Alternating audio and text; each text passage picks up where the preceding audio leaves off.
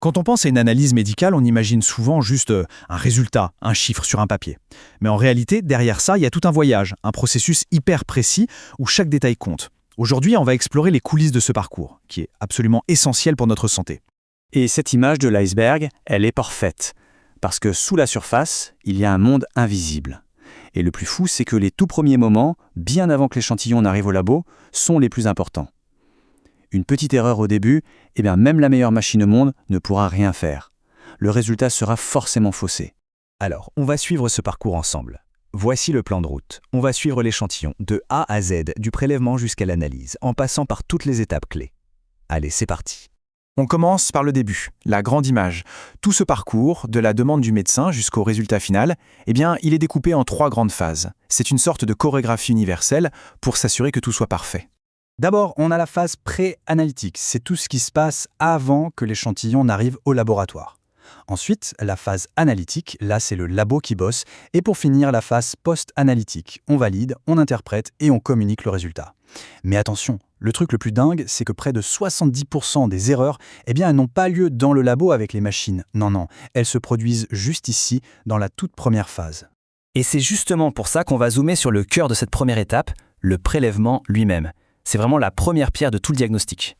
Cette phrase, elle dit tout. Le prélèvement, c'est l'acte central de la phase préanalytique. Absolument tout le diagnostic repose dessus. C'est pas un geste anodin, hein. Il doit être fait par un professionnel formé qui suit des règles hyper strictes. La qualité du diagnostic final, elle dépend directement de la qualité de ce tout premier geste.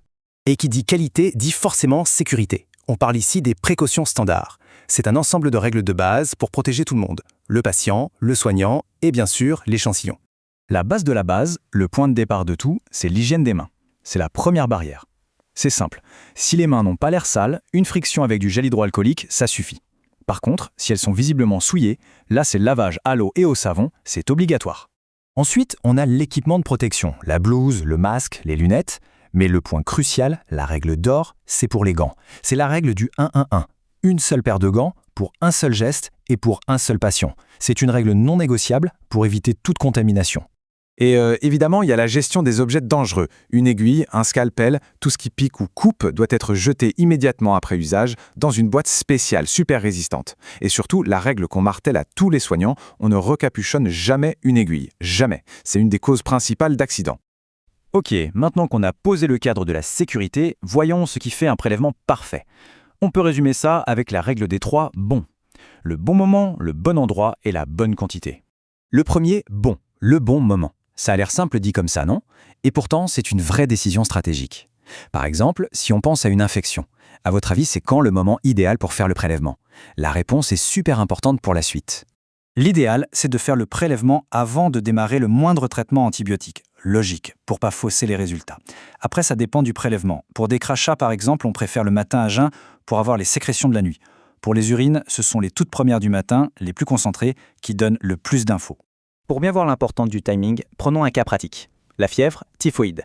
L'évolution de la maladie va nous dire exactement quoi prélever et quand. Alors, quel échantillon choisir et à quel moment? Et voilà la réponse en images. Ce graphique, il est super parlant. Au tout début de l'infection, la première semaine, la bactérie est tout, dans le sang. Donc c'est une prise de sang, une hémoculture qui sera la plus efficace. Mais si on attend vers la 3e semaine, la bactérie passe dans les selles. Là, c'est une analyse de selles, une coproculture, qui devient pertinent. On voit bien que le choix du prélèvement suit la logique de la maladie. Ensuite, on a le bon site et la bonne quantité. Il faut aller chercher l'infection au plus près de sa source et prélever assez de matière. Sinon, le labo peut rien faire, tout simplement. Et il y a aussi l'asepsie. C'est tout l'art de prélever sans tout contaminer autour. Il faut être sûr que ce qui est dans le tube vient bien de l'infection et pas de la peau du patient, par exemple. Bon, on a notre prélèvement parfait. Mais son voyage ne fait que commencer. Il faut maintenant l'amener jusqu'au laboratoire. Et ça, c'est une mission en soi. Et pour ce voyage, la sécurité, c'est le mot d'ordre. On utilise le principe du triple emballage, un peu comme des poupées russes. D'abord, le tube qui contient l'échantillon. Il est mis dans un sachet étanche. Et ce sachet, on le met dans une boîte rigide. Chaque couche est une protection, à la fois pour l'échantillon et pour les gens qui le transportent. Et ce transport, il n'est pas fait au hasard, hein. C'est super réglementé au niveau international, avec ce code UN 373. C'est une norme mondiale qui garantit que ces échantillons, qui peuvent être infectieux, sont transportés en toute sécurité. L'échantillon arrive enfin au labo. Mais c'est pas fini. Là, c'est le grand contrôle. L'étiquette est mal écrite, rejetée. La quantité n'est pas suffisante? Rejeté. Le transport a été trop long? Rejeté. Le labo ne rigole pas du tout avec ça. Le moindre problème et hop, retour à la case départ. Il faut tout refaire. On arrive au bout de ce voyage.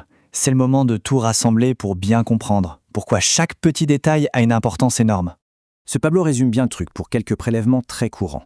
Pour un crachat, ce qu'on veut, c'est la sécrétion qui vient du fond des poumons, pas juste de la salive. Pour une analyse d'urine, le petit nettoyage juste avant est super important. Et pour une prise de sang pour chercher une bactérie, il faut une désinfection parfaite de la peau. Sinon, on risque de trouver une bactérie de la peau et de croire à une grave infection du sang, ce qu'on appelle un faux positif. Chaque prélèvement a ses propres pièges à éviter. Et voilà, on arrive au message principal de toute cette histoire. On peut avoir la technologie la plus incroyable, l'intelligence artificielle la plus pointue. Tout ça ne sert à rien si le geste de base, le prélèvement fait par un humain, n'est pas parfait. La technologie ne peut pas rattraper une erreur faite au départ, au moment du prélèvement. Alors, la prochaine fois qu'on verra ou qu'on fera un prélèvement, on ne verra peut-être plus juste un simple tube. On pensera peut-être à cette règle du 1-1-1 pour les gants, au triple emballage pour le transport ou à cette course contre la montre.